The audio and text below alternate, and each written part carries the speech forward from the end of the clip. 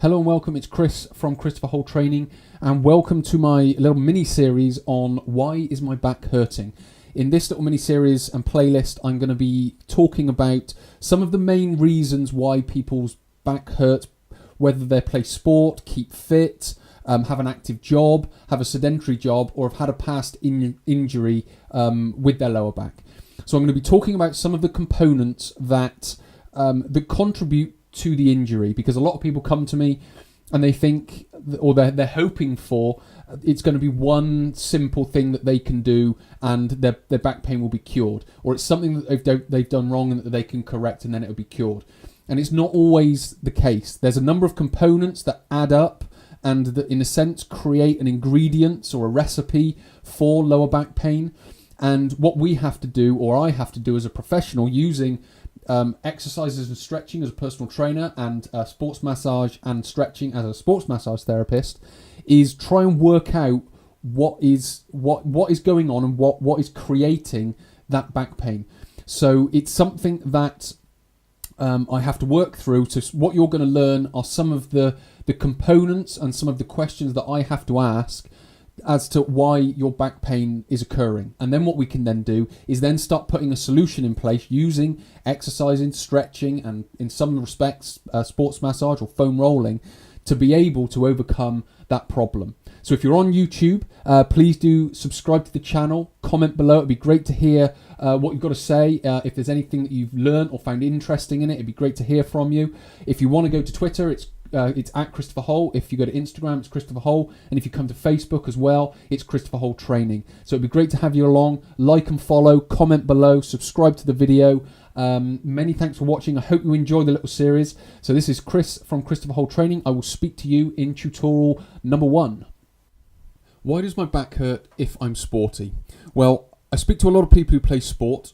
They come to me with an injury and they're wondering why it's hurting, and they're hoping for it to be this one specific cause, this one movement they did, this one posture they went into. So then it becomes much easier to understand why they've got it and much easier to be able to overcome the problem. But what we tend to find with regards to, certainly with bad backs and when people are playing sport, that there's many different components that add up to it. And these are some that I work through with each person to be able to understand why their back is hurting, even if they're sporty.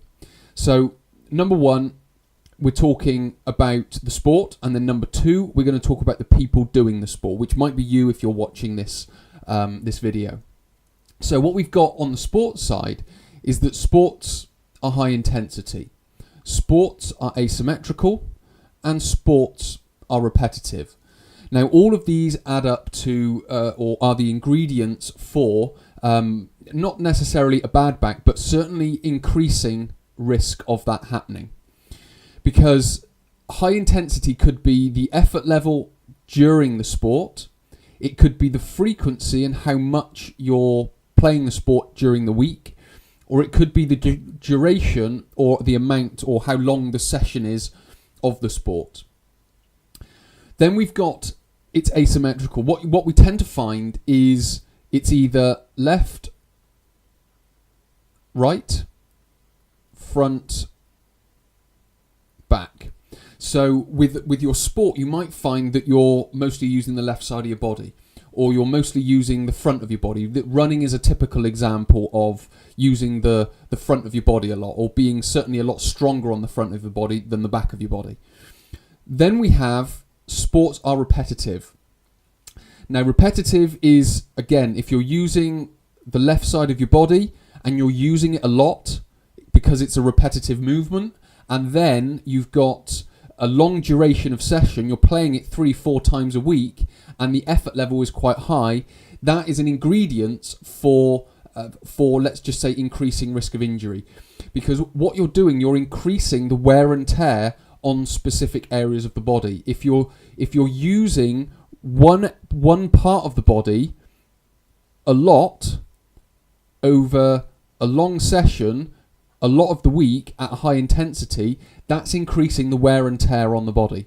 And when you increase the wear and tear on the body, what you really need to be doing is allowing your body to recover and repair, and having a program to be able to build a robustness around all of this increased wear and tear.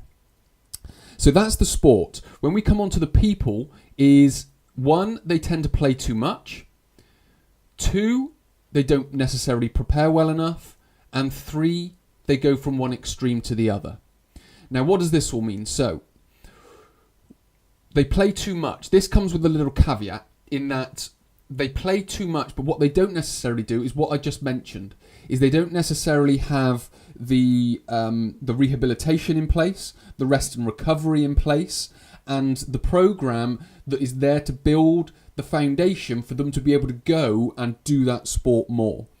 Because what we've got to be able to do is have an exercise and stretch program. We've got to have the rest and recovery that goes with it. Because what that does, that allows the body not only to rebuild and repair between your sporting events or your sporting hours or 2 hours or whatever it might be, whatever sport you might play, but what you've also got to do is build the foundation of exercises and stretches. So you've got the muscular integrity, you've got the core integrity, you've got the joint flexibility, you've got all those things to be able to put into place to be able to go away and perform that sport well. The next one is they don't prepare well enough. What most people do when they go into sport is they go straight into the sport. They don't necessarily warm up properly, and when I mention warm up, I always mention preparation. It's about preparing the body for what is about to come. So that means, what's the intensity like of the sport you're about to do? What are the movements like? What are the postures like? Are you preparing your body to be in those postures for a long period of time at a high intensity? And then we come to, people go from one extreme to another. When we're talking about going from one extreme to another, generally the people that we're working with are amateur sports people. So they've been at work all day. They might have been sat down all day, or they play their sport in the morning. They might go for a game of squash in the morning or something like that, or they might go for a run in the morning. And they've just been asleep for 8 hours. So they've either been asleep for 8 hours and they've been at work for 8 hours. Either way, people are generally going from one extreme to another. Now, if they're not preparing well before, so leading up to that, after they finish work or once they've woken up, if they're not preparing their body, that's going to leave them at a greater risk of injury.